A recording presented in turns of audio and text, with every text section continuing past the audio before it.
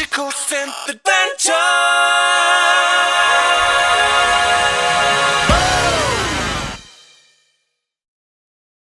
Hey adventurers, so this week I found out that I'm related to an electronic music pioneer, Brian Duffy. Look at his face.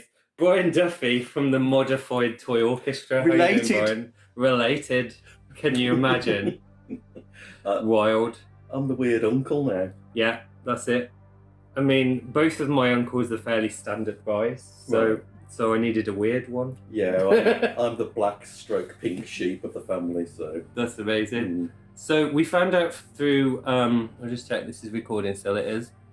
We found out through my uncle Kevin, who mentioned you when he was giving me a haircut the other day. And I said, hang on, I know that name.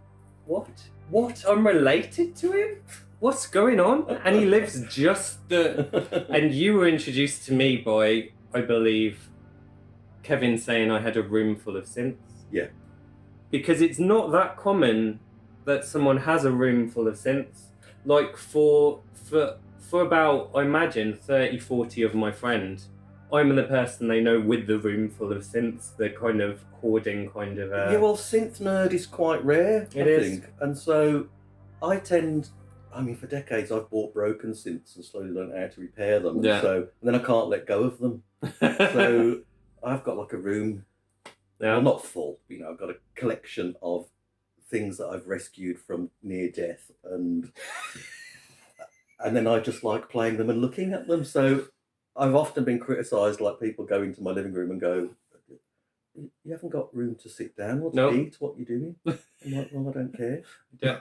And you've got some spectacular Maplin shelves, haven't you? Yes, well... Which gave me all of the feels. They've got all the feels, but they're not actually all that practical because the shelves aren't quite deep enough that you can get a decent sized polysynth on and plug it in at the back. So they're only designed for sort of to put overpriced jack leads on, aren't they? Yeah, maybe. But luckily, I went as Maplins were closing. I went in and said to them, those shelves are those for sale? And they said, well, we'll ask the manager, come back the next day. And then they offered me really cheap as many shelves as I could get. That's so amazing. In a van. So I kind of lined my room with them because I couldn't afford to buy all those big keyboard stands. And they looked lovely, and I kept some of the price tags on. Yes, just for those. Yeah. Just to feel like Maplin is still in the world. Yeah, it's still part of my nervous system. Maplins is, but they look great, but they're a little bit impractical. Sure. So I kind of have to get a synth off a shelf. Yeah, no, that makes sense. Yeah. I've got some synths on shelves, so I have to get off.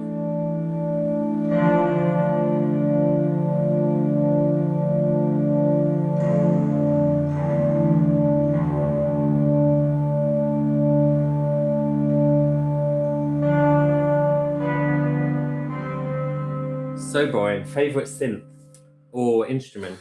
Because you do quite a lot of you take quite a lot of instruments and reimagine them and make them do things that they were never intended to do. So is there should we say a favourite stock instrument and a favourite one you've modded? Well, it's a bit like asking what's your favourite child, isn't it? I guess I should say my Roland System 100 is my favourite synth because it's the kind of synth that you can't quite believe you own. Sure. And so I look at it every day and just think, wow. And it also, it's utterly sublime. Yeah. And it's probably the reason why I own any synths is from the first two Human League albums. Yes. And I used to listen to that on headphones and think, wow, what's making those drum sounds? Stuff like Travelogue and stuff like that. Reproduction. Yeah. And so it was responsible for a lot of the drums on those two albums, but particularly great kick sound. Sure. And so, just brilliant sound. So I feel like I should have that as my favourite. Sure. But don't tell it. Okay. That actually probably my favourite is the Russian Elitism. Right, yes. Which I heard the other day. With that magic button that does... Oh, the magic button. Well, it's got two magic buttons. One is slightly less magical. One Well, and we like magical things on magical synth adventure. It's got a really magical button and an almost magical button. And the almost magical button applies the vibrato to just 2 of its 3 oscillators. Yeah. And then you can use its LFO to affect the 3rd oscillator. Okay. So it means you can have 2 different speeds of vibrato happening at the same time. Nice. Thick. But its vibrato isn't really like an LFO. I mean, it barely gets as deep as vibrato. Okay. So it really is just for slight vibrato. Yeah. So that's magic button number 1, that you can have 2 differing speeds of vibrato going on. But the other one is really magical, and that's something that once I'd studied the schematics, because I bought a Russian MIDI kit for it. Yes. And so I had to look at the schematics and figure them out. Also, the MIDI kit was made by a Russian person as well. Yeah, that's cool. But I bought it local. I bought it broken, of course, and so I had to study the schematics to try and repair it. There's so much shit I'm going to give you to. No, I'm joking. No, I can't think of much at the moment. I love repairing broken things, so don't feel bad about handing me something obscure. Free to repair. tech. Yeah. Family. But the way it's my family duty now. Yeah. But the way the Elita voicing works, it's like they've tried to make a mini Moog. Yeah. And so it's got the basic architecture of the mini Moog as like 3 oscillators and a mixer, a filter with its own envelope and an envelope for the VCA. And it's got the typical kind of ADR envelope of a Moog with a switch where you can turn the decay into the release. But then it's got this. I'm racing ahead. So first of all, the oscillators aren't really VCOs. What they actually are divide down. So it's like home organs. I love the sound of divide down. I do. Where all of the frequencies just are always like that, and they never drift. The scaling never ever drifts. I really like that. Yeah, no, it's got a very certain vibe to it, hasn't it? It's got a certain vibe. Slightly dystopian, oppressive if you push it in the right direction. Well, I've got another thing that's a bit where the architecture is a bit similar is the Baldwin Fun Machine, which I really love as well. But anyway, back to the yes. So it's got 3. You kind of do. It's got 3 divide downs, which are usually used to divide down to enable polyphony. Yeah. But it's got a monophonic keyboard, so it's really not voltage controlled. But it allows the secret button, the special button, that when you press that in, it allows the other octaves through. Yes. So, and you end up being able to tune the oscillators to say a chord. Yeah. And then you press the special button. Yeah. And now that chord is multiplied across 4 octaves with a fader for each octaves. So you can mix 4 different octaves of the same chord together. Wild. Plus the special vibrato button.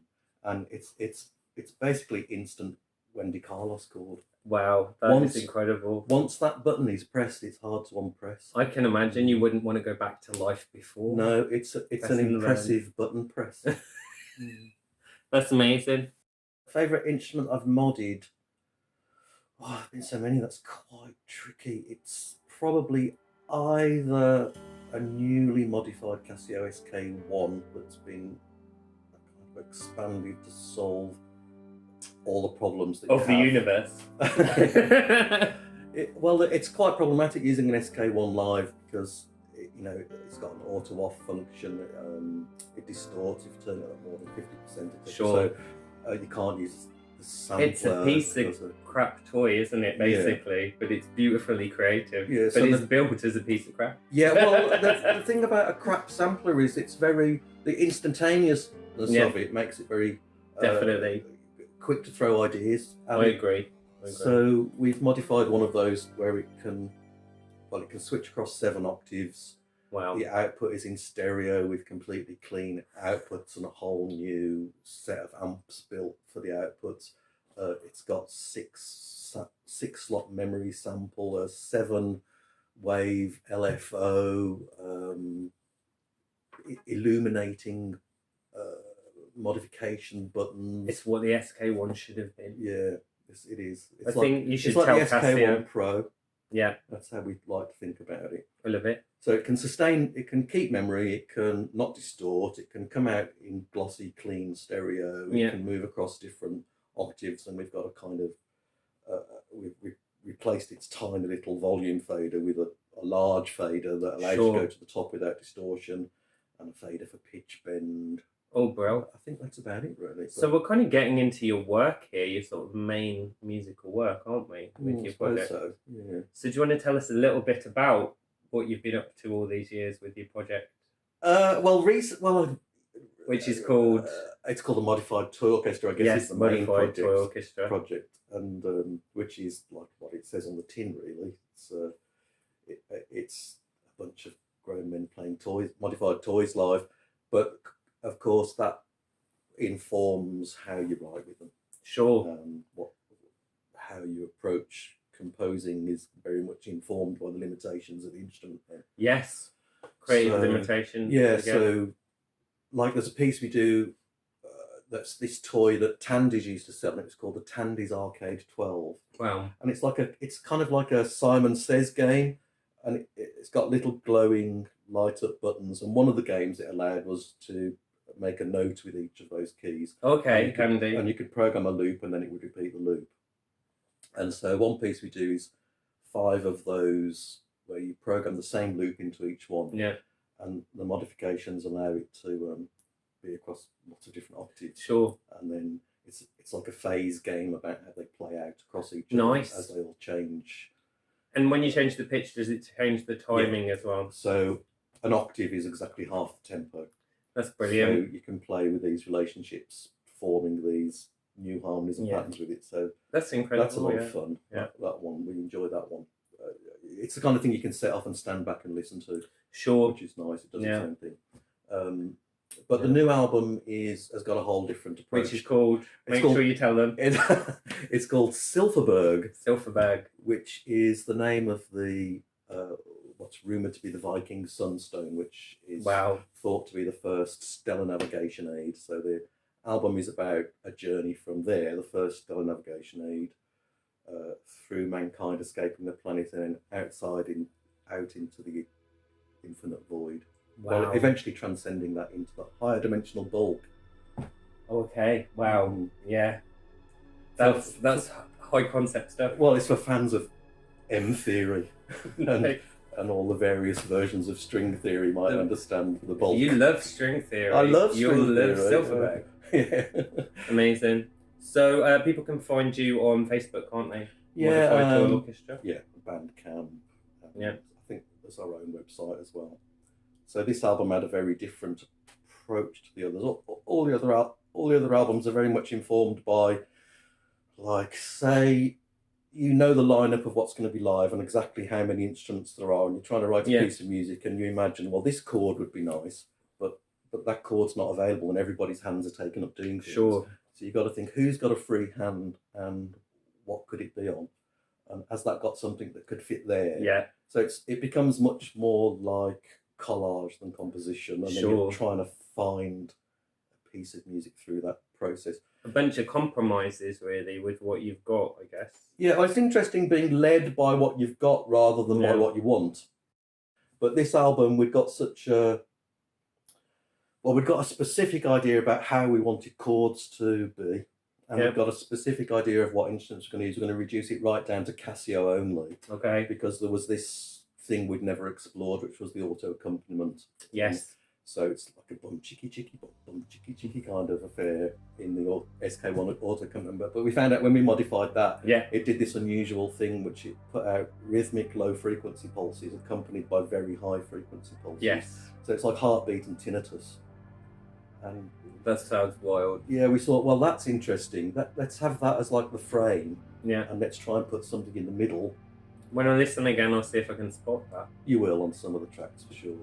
Yeah. And then something to look out for. And then we got obsessed with this particular chordal relationship.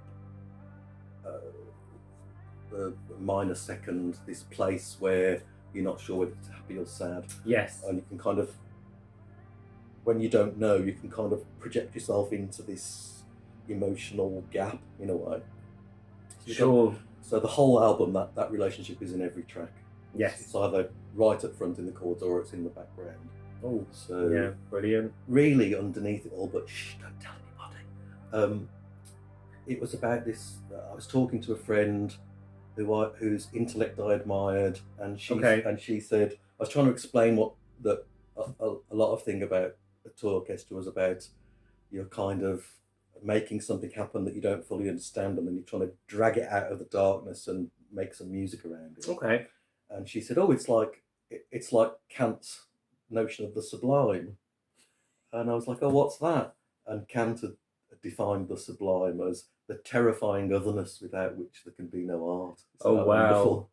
And to me, that was like staring at, oh my goodness, the infinity of space or something, and trying to like